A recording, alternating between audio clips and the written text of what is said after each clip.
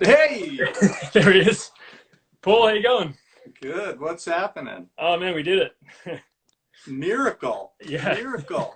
It only took me 25 minutes, but I finally got there. Don't tell my daughter because she does all my social media stuff. So, Yeah. So um, oh, thank you to her yeah, for she'll hooking it think up. it. I did it without even asking her. Thanks to your phone call earlier, I was And able to get yeah, on. you, So, you figured it out. I what knew do we you got would. going? We got some people asking questions. What's We happening?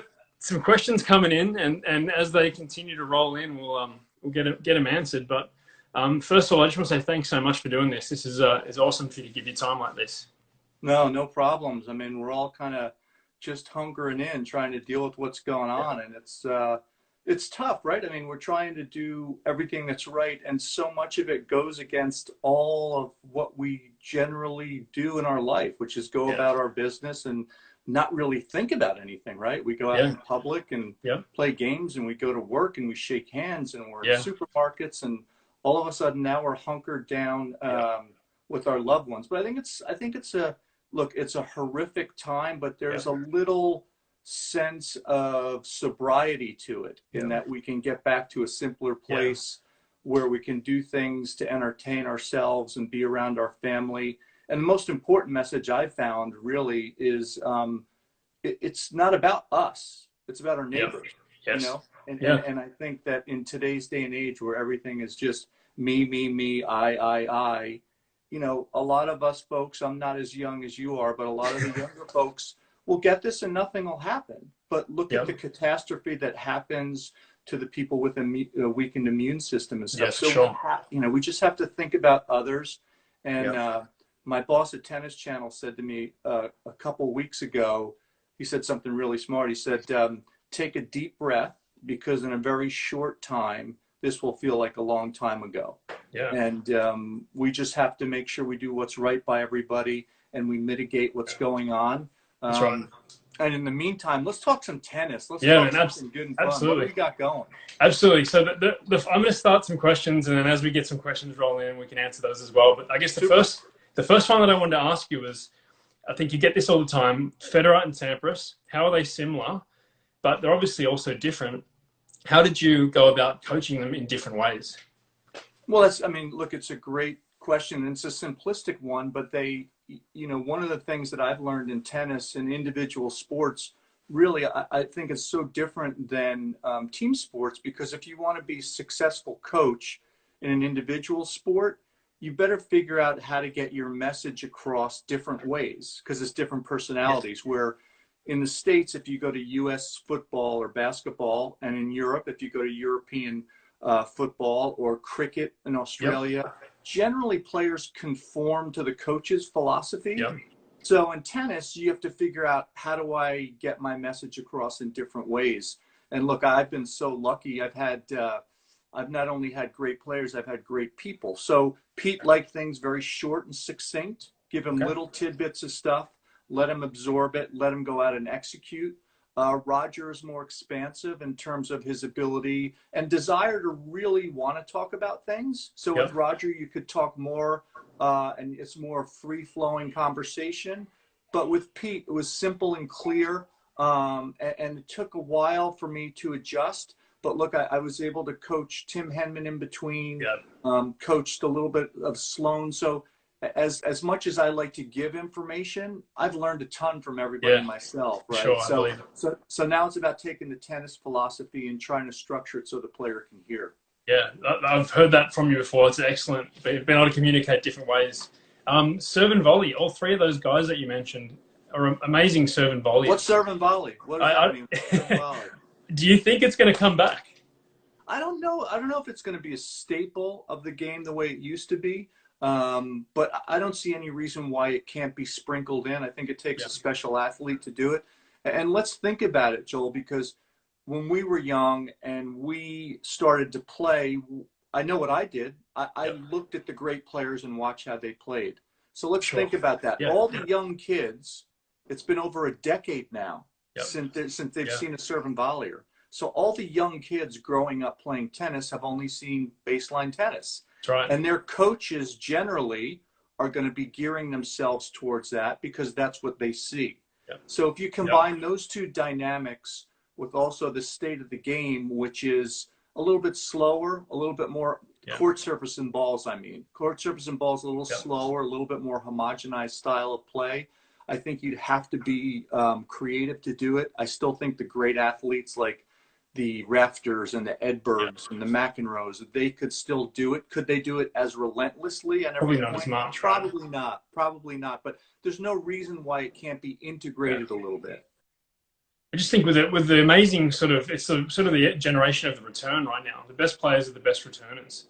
If you think of having to keep the return uncomfortable, if Djokovic knows you're not going to come in, why not throw the serve volley and take away the deep middle return? I was just watching some highlights of Sampras and Agassi before we talked, and it was amazing how often Agassi had to hit targets to beat Pete because he couldn't go through the center as much.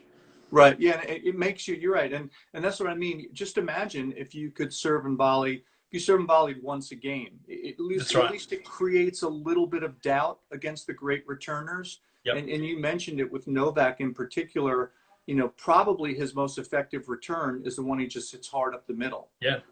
Because what he's able to do is he gets court positioning from there and then can go to either corner and get you defensive. Yeah. So if he knows you're not serving volleying and he just hits the return up the middle, then he has a court position. But if you're serving and volleying and you can stick one or two of those first volleys to create a little bit of doubt, maybe it opens another pathway to be offensive.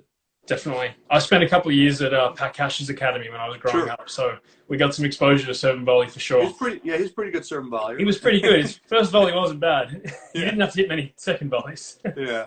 One of the great athletes that ever played the game. Absolutely. Mental consistency with these guys, these top guys. How have you seen them be able to separate themselves day in, day out when they're not playing well and they're able to sort of get through the early tough matches? How can other players, recreational players or juniors, what can we take from that? I think it's a combination, Joel, of a couple different things. First of all, obviously they're incredibly talented, but even more importantly, they know their game so well. That they know what they do well, and they trust that even if they don't play great tennis, that if their mind is sharp, they're going to create opportunities to win. And that's one of the first things I actually learned from Sampras. And I think that's one of the areas as a coach and maybe as a teacher where we've lost focus a little bit. We teach and coach kids to play great. I don't think that's the right way to teach. You teach them to understand their own game. You teach them to understand how they want to execute. But more importantly, you teach them so that no matter how they play, they react well. And if you react well, you can problem solve under pressure. Right. And I actually think that's where the great players have an advantage. They know deep down inside, if they're only playing average, but they're thinking well, they're going to create opportunities to still win. And they don't panic. They keep their composure and they think their way through it. But we don't, as coaches, I don't ever, look, I went to Bolletari's for 4 years. I don't remember anyone educating me on how to manage my average days. I don't remember anyone educating me what to do. So I think that's an area where we can help as teachers and coaches because it becomes habit forming. You do that. You teach someone from 12, 13, 14, and 15 to create that habit of thinking their way through adversity. When they're 18 through 25, that's going to be their habit. So when they play badly, they don't let emotion create bad decision making. What they do is they accept that they're not playing that well on the day. They try to figure out how to play better, but even more importantly, they say, okay, what am I going to do now to stay in these points to figure out ways to create opportunities to win? And I think that's where the great players just never cease to amaze me. They just do it, without panicking, no big deal. And a lot of it is about accepting imperfection, which is hard to do. That's something that I've learned recently from Craig O'Shaughnessy was, best player in the world every year wins 55% of all the points they play. So you just can't be perfect. It's an impossibility. Yeah, that's exactly right. Craig's got an unbelievable amount of knowledge and information. And all of his statistical stuff points to Yeah. that. You know, it tells Absolutely. you how to. That doesn't mean don't strive to get better. It doesn't mean don't Yeah. strive to do as well as you can. What it means is just accept that you're not going to be perfect. I mean, for Yes. me, perfect is what you have on the day, Yes. and perfect is what you have on the day and how well you manage it. You know, my big mantra would be, you know, if you're coaching kids, would be, you know, you don't practice, train, and work hard to play perfectly. You practice, train, and work hard so that no matter how you play, you react perfectly. And that gives you an That's awesome. opportunity to think your way through it. And I think that there's a little bit of a disconnect from time to time. That's a great answer. I love that. I had a question here from Adrian AG. How can you accomplish that during practice day to day, possibly utilizing sets with opponents of all levels? Well, I think the big, again, first thing, understand what your game style is. Understand what you're trying to accomplish in terms of your game style. Set up as many points as you can, winning or losing those points, doing what you do best. And that's for club players, that's for pro players. It Yep. doesn't really matter. Yep. So this is great because it works all across the board. So if you set up the dynamic where, let's say for me, I'm a serve and volleyer and I'm playing someone that's got a bad backhand. I want to create as many opportunities where they're trying to beat me with their backhand pass as I can. That's right. And if things don't go well, how well can I process an adjustment and still be true to what my game style is? Yep. You know, perhaps some people would say, oh, he's got a bad backhand, so I'm going to serve every ball to the guy's backhand, Yeah. or every ball to the woman's backhand. Well, guess Yep. what? It's going to get better as the match Yes. goes on. Yes. So the idea is maybe serve to the forehand to get the backhand target bigger. So it's those little processes of thinking and evaluating as you go through. And I think the biggest thing, and I've seen this at the club level too, the biggest thing is the ability to not evaluate yourself, not on what the score is, evaluate yourself on how well you're executing what you're trying to do. You know, if you're executing it well, or if you're executing it poorly, that's fine, but are you trying to do the right thing? And Yep. then if you are, that's the first step to evaluation and then improving it. That takes a clear head during the match, right? It's hard, right? I mean, Yeah, look, absolutely. it's like, and I don't mean to make light of it, but that's why when you look in today's climate with all this stuff going on and how scary it is and how emotional it is, it's life and death. That's why to me, when I wake up or when I go to bed, I want the balance of information, but not being overwhelmed and panicking. Yep. And so what I try to do is I just look at some of the best experts, the scientists and the doctors, and see what they say, and then I can get a grasp on it because they tend to take the emotion out of it, and you can see where things are happening. It's a very poor analogy because we're talking about life and death, and you and I are talking about tennis. Yeah, that's right. I know. It's the same kind of thing. Can I look through the emotion to figure out how to plan to be effective? And to me, that's what great leaders do. And that's also what great tennis players and great athletes do. Yeah, great advice. My next one is something that everyone has in common with tennis. That's losing. You know, we all lose. Unless you win the tournament, you're going to lose the match. How have some of the best players that you've coached dealt with losing, and how do you approach that as a coach? One of the things that I've found is there's a fine line between being a really good competitor and then being so obsessed that a loss or a win disproportionately either satisfies you or sinks your battleship. And I can tell you from my firsthand experience with all three of those guys, in particular with Henman and Sampras and Roger, they had a really good balance of happiness when they won and sadness when they lost. And very rarely did it overwhelm their macro vision of what they were trying to do. You know, they enjoyed the wins. They felt the sting of the loss, but the sting of the loss didn't affect them for 6 months. The joy of winning Wimbledon didn't roll over to Sampras so that he wasn't ready to play at the US Open. You know, it's a matter of understanding the macro. And, you know, like I try to tell, you know, a lot of the young players and people that I deal with. And again, this is a club player too. Every time you step on the court, think of it like a big bus trip. You're on a bus. Your whole tennis career or your tennis playing life, it's a bus trip. And every time you go to play, it's just a stop. That's all. It's just a stop. And you just keep going. And you have to figure out how to make each stop worthwhile. And I think people like Federer and Sampras and the all-time greats are really good at having that proportioned, well-balanced reaction so that they get the joy of it, you know? Yeah. And they get the sting of the loss, but it doesn't come disproportionate where it becomes a detriment to them going along that journey. The highs aren't too high and the lows aren't too low. Right, right. And again, I think that some of that's about practicing it. Some of it is about, I think too, some of it's about coaching. It's about your coaches being able to lay out a blueprint to help you understand that it's normal to feel terrible. But just because you lost a match today doesn't mean day after tomorrow when the next tournament starts that you're not going to be ready to play again. You know, it doesn't mean, you know, you have to figure out how to endure that and to do it in a productive way. And some of that's about your personality too. Everybody's a little different. I think that's so hard in a one-on-one sport because it's so personal when you lose. But, that's what, you know, I tell you, Joel, that's one of my favorite things about tennis is that, you know, whenever I was fortunate enough to play or sit in the box and coach, there's no place to hide. I mean, that's it. It's just you. If LeBron James has a bad day, he's got teammates maybe that can help him out on that day. Yeah. You know, Tom Brady's not playing well.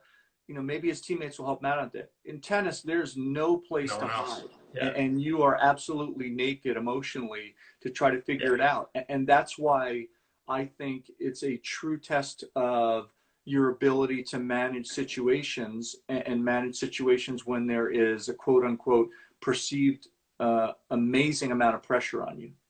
Yeah, definitely. Coaches and parents after their kids have had a loss, do you have advice for them as to not touch it too early, not try and give them advice too early? Or do you try and dive in when they're ready? What do you suggest? Again, I think part of it's about personality. You know, some of the people, you know, Taylor Fritz, who I help right now, is 22 years old. So you would think he would be pretty volatile emotionally. Yeah. He's pretty intense, but he's able to talk about stuff right after he plays pretty well. Yeah. You know, he can absorb it. Other people need, you know, 24-hour, you know, Roger used to say to me, you know, sometimes when there's adversity or he has to deal with a big decision, he likes to impart the 24-hour rule where he can kind of like sit and think about it, weigh the pros and cons, and pragmatically make a decision. That doesn't mean Roger couldn't talk after his matches because he was great too.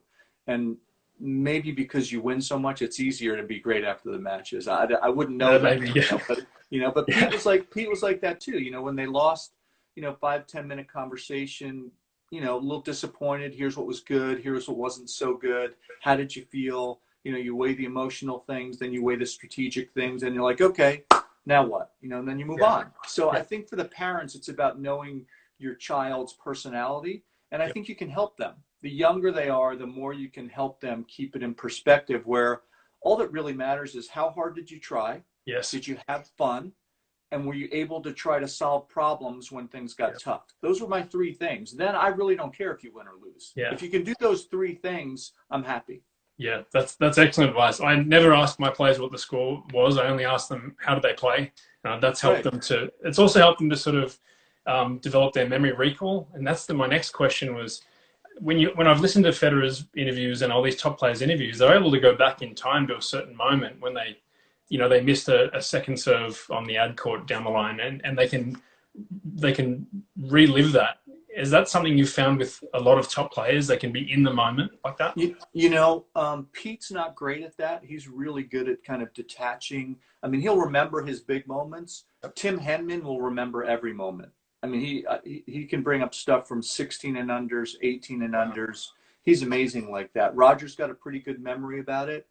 But I think the biggest skill that goes along with that is the ability to detach from it and evaluate, if you know what I mean. Yep. Like they don't get wrapped up in the emotion of this happened at that moment, that was a disaster, or this happened at that moment, this is the greatest thing that's ever happened to me.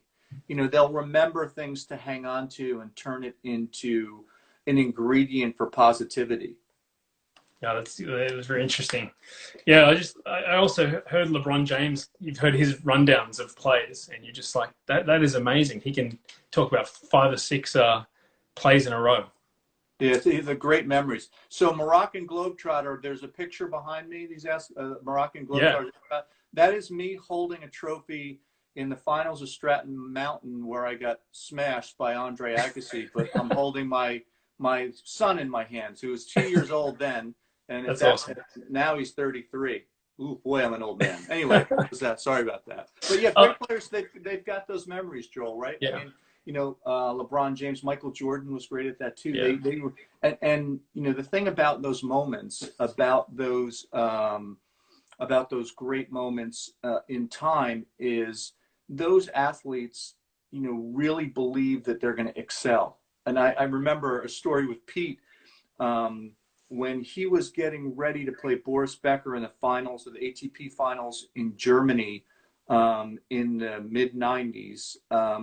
There was 17,000 people indoors, and it was so loud. It was incredible. And they had to walk from the top of the stadium down the stairs, all the way down the stairs to get into the court. So they all saw him. And so as he's walking in, the crowd's going nuts, and they're just about to walk in, and Pete's standing there, and he turns around and smiles and goes, "This is going to be a lot of fun." And he actually believes that. You know, you'll say that. And I remember the first time when I walked on center court at Wimbledon playing Jimmy Connors, I was like, this is going to be great. And I walked on the court and warming up, and I'm like, this is great. It's center court. It's great. This is fun. This is great. And then all of a sudden the umpire says, "Players ready, play." And it becomes totally silent. And then I was like, I'm not sure if I can lift my arm up, you know? So people think it's a great environment and it's easy, but the great players truly shine, or at least believe that that's when their moment's going to be for them. They trust themselves in those big moments. And people say, well, how do they do that?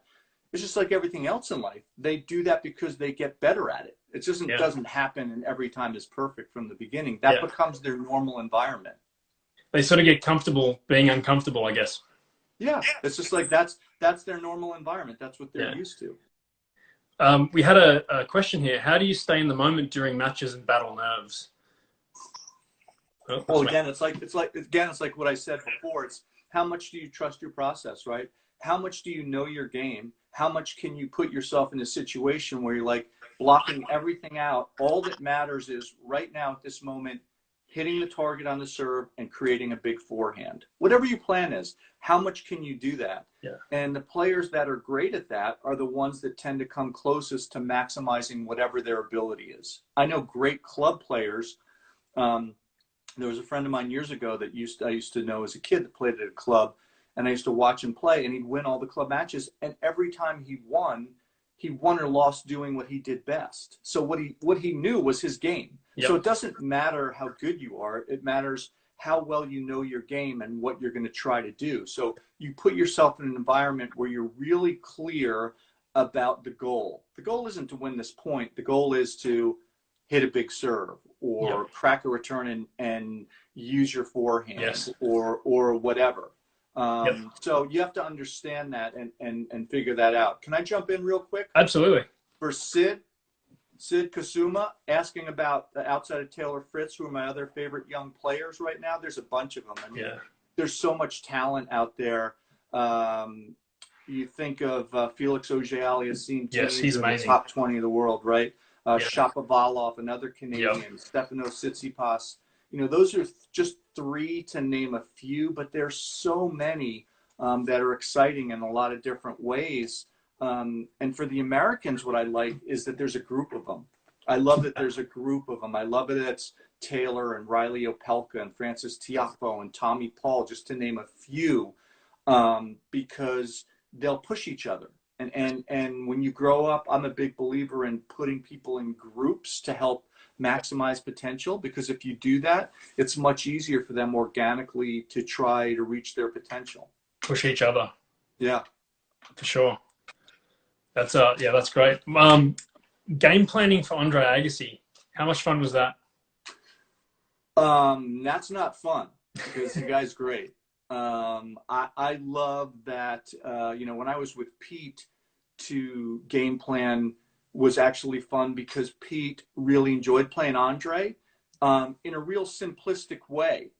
He enjoyed playing Andre because he knew very simply that he had to play well. And if he didn't, he was going to lose. And in a weird way, that kind of released pressure because he just knew what he was up against. At the time, I think the greatest returner of all time at that time. Yeah. And so he knew what he needed to do to play Andre. He knew he had to hit a serve close to the lines. He knew he had to be aggressive on his second serves.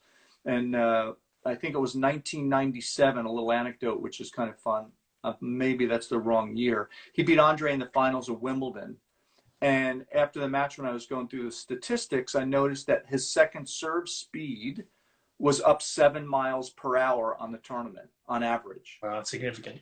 And so I asked him after the match that night, or the next day, I said, so let me just ask you something. Your second serve speed was up 7 miles per hour against Andre. Why is that? He said, well, it's really simple because I have to. I just know how great he is and I have to. And secondly, I know that I can hit it that big when I have to because it's Andre. And I'm not going to beat him with slower second serve speeds and not hitting targets. So in a weird way, it was kind of liberating for Pete to play Andre. Yeah. And in another way, I think it was, to me as a fan, I love diversity and variety. So when you see a great returner versus a great server, it's like the baseball, the great pitcher versus the great batter. Sure. That's always a lot of fun. And that, to be quite honest, is one of the things I miss a little bit in today's game. Yeah. You don't see as much of that. Yep. You see a more homogenized, mostly baseline tennis, which is fine, but there's not as much big kind of variety between players. So I miss that a little bit. Yeah, styles were like Rafter, Sampras, Philippoussis, Agassi. It was awesome. In the I love the 90s. I grew up in the 90s. So I had a question here. How can you maintain your level of play within the whole match? Well, I think that's one of the things that I admire most about Nadal. I mean, he, to me, is the greatest point-for-point player in the history of the game. I mean, you can never differentiate, but you can put him in the same breath as the Jimmy Connors, the Chris Everts, the Serena Williams, where they don't take a point off ever.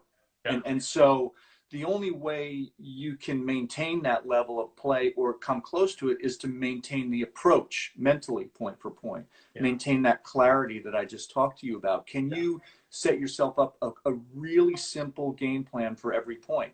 And the greatest players do that. And the other thing that great players do is when that level doesn't sustain itself, they don't panic. There's not a huge reaction. I don't know how many of the folks out there think about what happened to Novak this year in the finals of the Australian Open. For 2 sets, he was kind of down and out, away from it. He was wandering mentally, against Dominic Thiem. And Thiem did a great job, but Novak never totally disappeared. Yeah. And yet he was able to find clarity in a moment when he was down and get back to being Novak. That, to me, is so hard to explain, and it's so hard to actually execute at that level. That's what all-time greats do. Yeah. But in terms of maintaining that level, how disciplined can you be in your pre-point preparation every single time? Yeah. When you're good at that, you're more likely to achieve it. So that's, I guess, building routines and habits, and and sort of there's always ebbs and flows in a match, and I guess and don't brutalize yourself if you miss a ball. You know, just get back to your pre-point routine. The next point, if you miss a ball, okay, what am I doing next point? What am I doing next point? So I don't know that there is a tried and true one way to do things. I think everybody has to be a little bit different.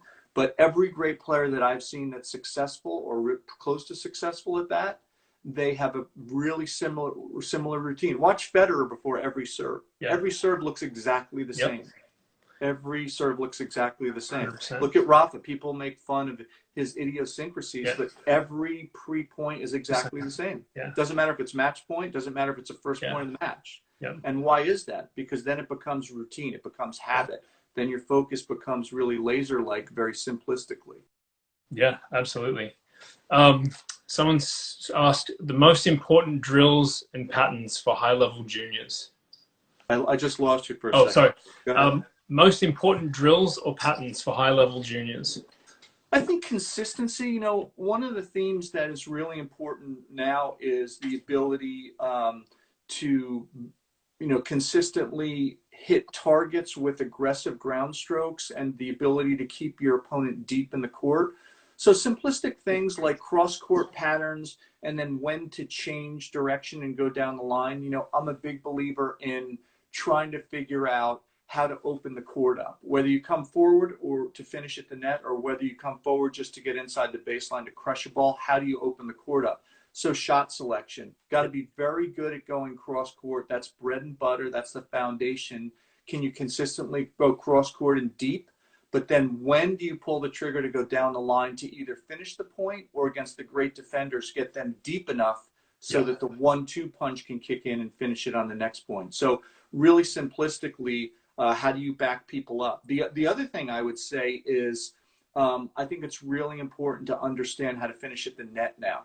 So I would work on 3 feet behind the service line to 3 feet in front of the service line. The reason for that really is just the structure of the point. You're going to hit a big ground stroke. Yep. The first volley is going to be 3 feet behind the service line. Can you then stick the volley, come to the net, and finish? Sure. And I think a lot of players watch pro tennis, look at how many times net players have to hit more than one volley. Yeah. Not a lot anymore. Yep. The difference is when you play the best players, you have to hit more than one volley. Yeah, the ball comes back.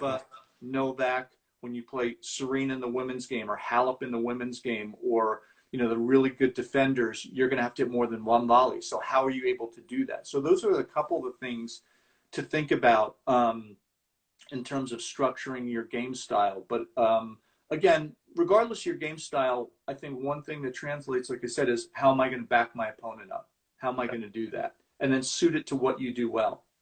Yep. Yeah, that's great. I think it's great advice.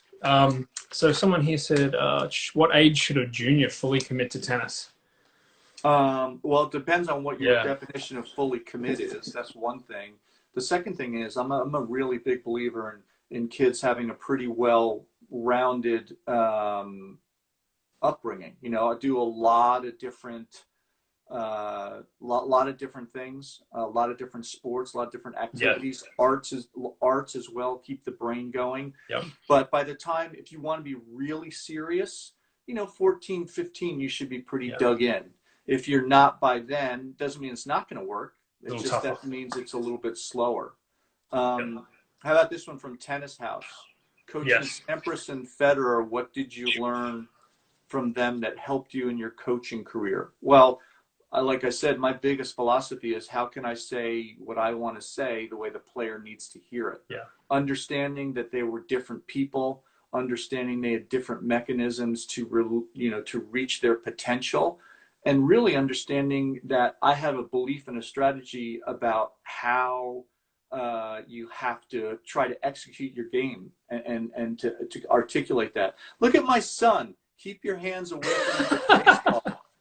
Nick Annacone, do you have anything better to do than this? That's funny. Oh, it's good advice. I've been touching my face too. Good point. This is the right time to keep your hands. That's true. But look, you got the hand sanitizer, yeah. Exactly. Nick, relax. I got the hand sanitizer. That's a good answer. I had I was going to ask you this question. If you had Federer and Sampras in a serving contest, hitting targets, who do you think would win that? Boy, that I couldn't even guess, because Roger's one of the best target servers of all time. I think Pete's serve was a little bit more heavy. Yeah. But they're in the same category in terms of being able to hit targets. I think if I had one person to serve for me, other than just the true servers, the Isners, the guys like that, if you had either one of those guys, you'd be happy. But one of the things I look at with Pete is his ability to close. And Andy Roddick said that to me too. He thinks, Pete might be the best closer of all time. I mean, he won 14 of 18 major finals. Yeah, that's huge. Yeah. So when he didn't lose much in finals. So, but with Roger, when you look at his locations and you see how good he is, believe me, I would sleep well at night either way. Oh yeah, yeah, for sure. Do you coach one-handed or double-handed players the same way? No, I think you have to be different. I mean, one of the things, if you have a double hander, I think it's really important to help them learn how to use slice backhand. Yeah. And because that'll help them learn how to volley better. And that's the one thing. And if you have a one-handed backhand, I think it's really important in today's game to figure out your return to serve strategy and also how to create imbalance to your opponent. And what Roger's done in the last kind of 5 years using his short slice backhand and his slice backhand is a way to create imbalance by making the opponents play north-south tennis instead of just east-west along the baseline. If you can get them to what I like to categorize as, it's called protecting, this little theme I used to use with Roger called protecting the diamond. And if you think of the center hash mark at the baseline, and then both service lines where they connect at the sideline, and then the net strap at the net, that makes a diamond. Okay. So if you make your opponent have to protect the diamond, you're much more likely to make them off balance. That's and because so few players can do that, the great lateral players like Nadal, Djokovic have a huge advantage now. Because who's going to hit through them? In my opinion, basically nobody 3 out of 5 sets. So tough. You better figure out how to make them off balance. So a way to do that is to create that variety on the one-handed side by having them protect the diamond, either with short angles, drop shots, flick angles off the side of the court, and not just hitting through them at the baseline. He does that very well against Zverev, whereas Zverev doesn't necessarily like to come forward, and then the next ball he can drive it deep, take advantage. And he was actually coaching up Zverev during the ATP. During Laver Cup a couple of years ago, he was saying when you get that short slice, he's like, go forward. And I was just thinking that's what he does to Zverev when he plays it. Right, yeah. Makes him come forward at a position of weakness and a position of imbalance versus strength. Now, if you hit those short balls high and they can crush them, you're in trouble. But that's why Roger's short slice is so good. So just think about that, because club players, it's the same thing. Think of the two sidelines at the net. At the service line, that's 2 marks, the one at the hash mark at the baseline and the hash mark at the center strap. That creates your diamond position, okay? And if you extend those lines, make your opponents create all of those spots. If you make them defend all those spots, if you do, you're going to create lots of opportunities. Yeah, that's great. I've never heard that before, so that's brilliant. How does coaching change during tournaments versus during practice weeks? I think during tournaments, much more strategically oriented. You go match by match and you figure out what your player needs on the day for that match. And, during training blocks and off weeks, you can be a little bit more, less strategically oriented and more, off seasons, more technique. When there's a big block, like now's the time where you could work on technique. But during tournaments, a lot of it is management of what you have. And a lot of it is understanding your player, because during tournaments, you have to figure out, what do they need? Do they need confidence? Do they need repetition? Do they need technique? And you have to know your player in order to give them the right information. Roger was very relaxed, kept it very simple about what he wanted during tournament weeks. So was Pete. Tim didn't mind working on different things, Henman, during tournament week, try to figure it out. And I think for someone like Taylor right now, who's 22 years of age, he can still be formulating what he needs. I would like him to get more comfortable in his game and understand during the tournament week that you're probably not going to get a whole heck of a lot better or worse. Your work's been done. Now it's about what kind of strategy do you need to work on the off days to feel comfortable with what you're trying to execute at match time. Does the confidence come with knowing that you've put the work in on the practice court and then you just let the cards fall where they may? It is. You do have the practice time. My other child, my Livy. second child, my third child, my second one. Who's your favorite child? I love you all equally, Olivia. You should know that.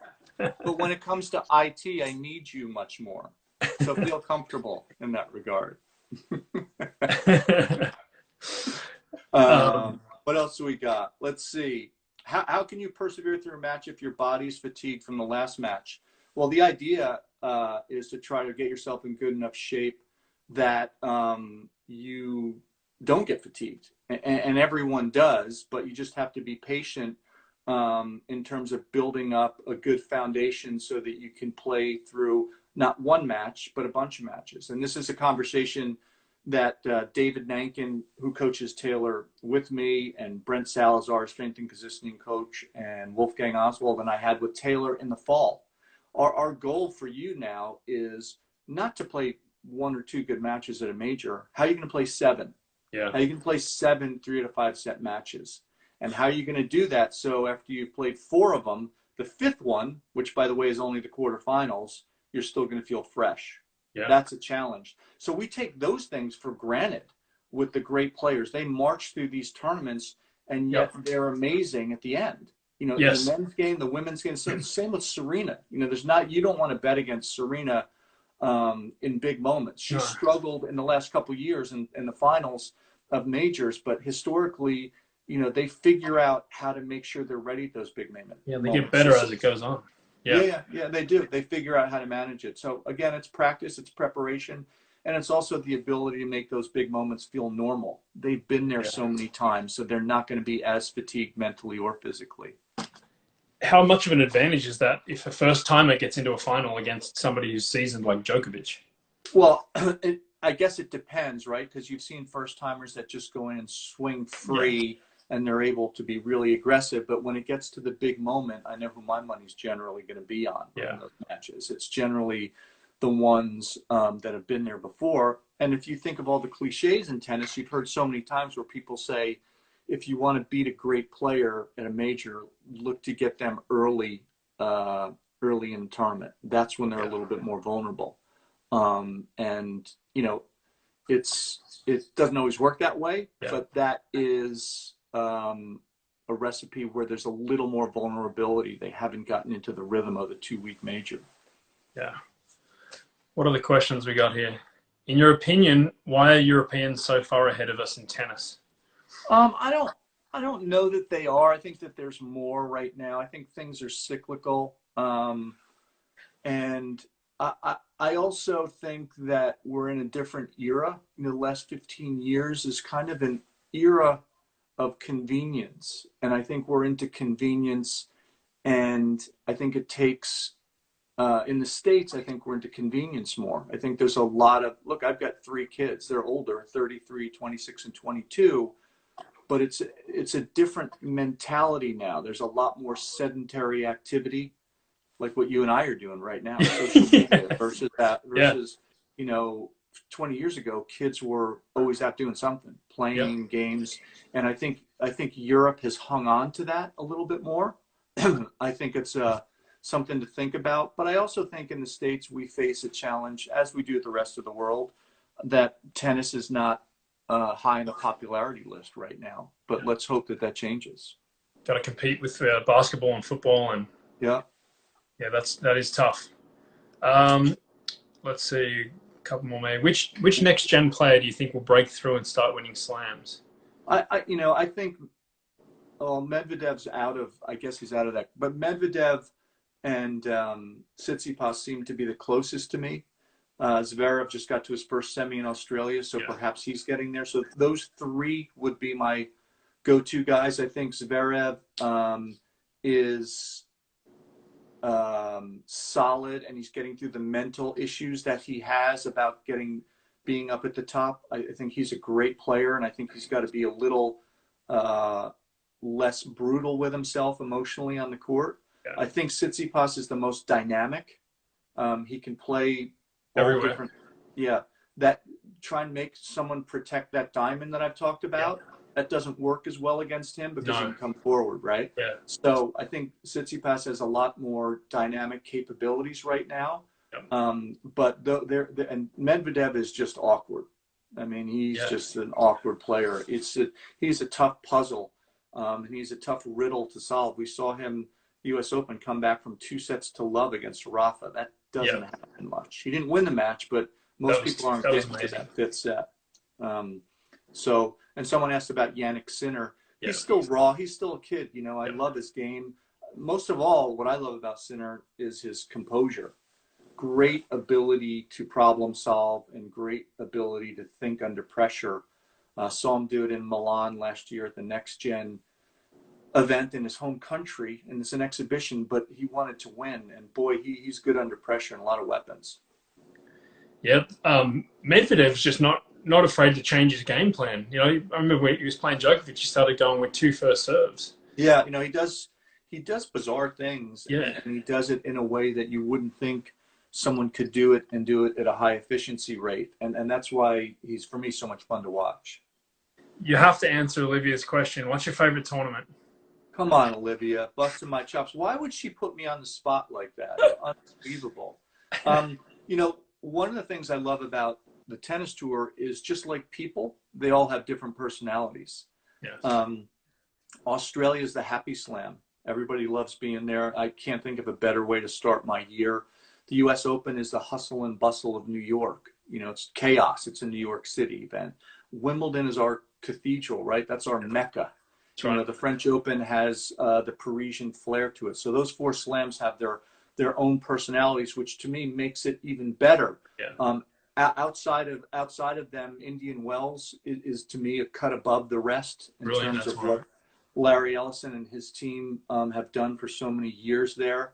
There's a lot of space. The weather's terrific. But again, even on the tour events, they all have their own personalities. You go to the Italian Open in Rome, and it's festive and joyous and passionate, and you know, everything is a little bit different, right? So you get the same kind of themes. And you just, to me, I try not to look at them as best. I try to look at them as different personalities. Yeah. I had a really good question here from Ask24. What are your thoughts on players that lose form and go from top players to middle, like Ostapenko, Muguruza, Garcia? What do you think what changes in their games? To me, that's usually 95% mental. And I've lived it and I've seen it and I've studied a lot about it. And look, when Pete Sampras went 25 months and didn't win a tournament, I said to him after he lost to George Bastel at Wimbledon in 2002, I said, you don't all of a sudden just not become great. You know, great, you're just not great for no reason. So let's think about it. Let's think about what's happened in the last 2 years. And 90% of it was his mental and emotional approach to the game. 10% of it was tennis. So I said, let's manage this 90% of this stuff. Let's change this. And here's the 10% of the tennis stuff to work on. Yeah. And you do that, you'll start playing great again if you want to. Yeah. And so for me, it's about the player's ability to, once again, like I talked about, on court solving problems with composure. Yep. You have to do that off the court now. You have to do that off the court in a macro conversation. So the player either has to be really smart and self-aware, or have a really good team around them that the player will buy into. Yep. If they don't have either of those things, it's a problem. If the player gets wrapped up in the emotion of it, then it's an issue. The player has to be able to detach from the emotion of it and really accept what they're trying to do and why they're trying to do it, and get back to why, if you're Ostapenko, why and how did I win the French Open? How did I do that? Yeah. Well, guess what? In the French Open finals, she had I think she had 55 or 65 unforced errors. Yeah. But she still won. Yeah, she still won. You know, so, I mean, there's something going on there. So you have to be able to take those ingredients and manage it on a micro level. But the most important thing is the player better believe. Yeah. If they don't, and I told Pete that, I said, if you don't believe what I'm saying or feel this, doesn't matter what I say or anyone else says. Yeah. And he said, he slept on. He said, that's great. Let's get to it. And he won the U.S. Open 8 weeks later, 6 weeks later. To me, awesome. I think that was mostly about me. I keep telling people that. You can take that one. They don't totally buy it, but that's what I'm telling them. Did he give you the trophy?